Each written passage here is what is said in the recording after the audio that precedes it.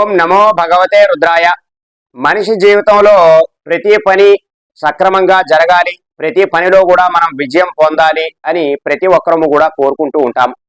అయితే అటువంటి సందర్భాలలో ఒక్కొక్కసారి మనం అనుకున్న పనులు అవి జరగకపోవచ్చును, లేదా ఏదైనా పనిలో ఆటంకం కలగవచ్చును. అటువంటి సందర్భాలలో మనం ఎన్నో పూజలు, వ్రతాలు, దేవతారాధనలు, అలాగే జపాలు, హోమాలు కూడా జరిపిస్తాం ఆ పని అంతా కూడా జరగడానికి.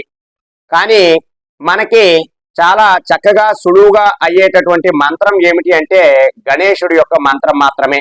ఎవరైతే ప్రతినిత్యము కూడా గణపతిని ఆరాధిస్తారో వారికి ఎటువంటి విఘ్నములు కూడా ఉండవు. ఎందుకంటే ఆయన విఘ్నాధిపతి, విఘ్నములన్నిటికీ అధిపతి, ఆయన చేతిలోనే అన్ని ఉంటాయి. కాబట్టి మనం ఏ కార్యక్రమం అయినా సరే తప్పకుండా నెరవేర్చుకోవాలి అంటే మనం ఈ యొక్క విఘ్నేశ్వరుడి యొక్క గణపతి యొక్క మంత్రాన్ని చక్కగా పఠించాలి.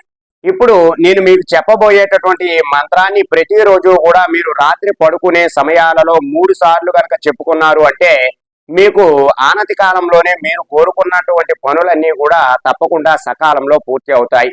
అయితే ఈ మంత్రాన్ని మీరు సాయం సంధ్య వేళ అంటే పడుకునే ముందు ఈ యొక్క మంత్రాన్ని 3 సార్లు జపించడానికి ప్రయత్నం చేయండి.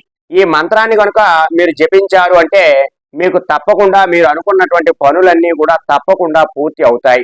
కాబట్టి ఈ పరిహారాన్ని ఆచరించండి. ఇప్పుడు ఆ మంత్రం ఏమిటి అనేటటువంటిది మీకు చెబుతున్నాను. ఓం హ్రీం శ్రీం క్లీం నమో గణేశ్వరాయ బ్రహ్మరూపాయ చారవే సర్వసిద్ధి ప్రదేయాయ బ్రహ్మణస్పతయే నమః. మరొకసారి చెబుతున్నాను, ఆ మంత్రం చూడండి. ఓం హ్రీం శ్రీం క్లీం నమో గణేశ్వరాయ బ్రహ్మరూపాయ చారవే సర్వసిద్ధి ప్రదేయాయ బ్రహ్మణస్పతయే నమః. ఈ మంత్రాన్ని మీరు ప్రతిరోజు కూడా పడుకునే ముందు 3 సార్లు జపించండి. తప్పకుండా మీరు కోరుకున్నటువంటి పనులు, అలాగే ఆటంకం కలుగుతున్నటువంటి పనులు, మీరు అనుకున్నటువంటి పనులు అన్నీ కూడా తప్పకుండా జరుగుతాయి. ఆ గణేశుడి యొక్క అనుగ్రహం మీకు తప్పకుండా ఉంటుంది. సర్వే జనా సుఖినో భవంతు. శుభం.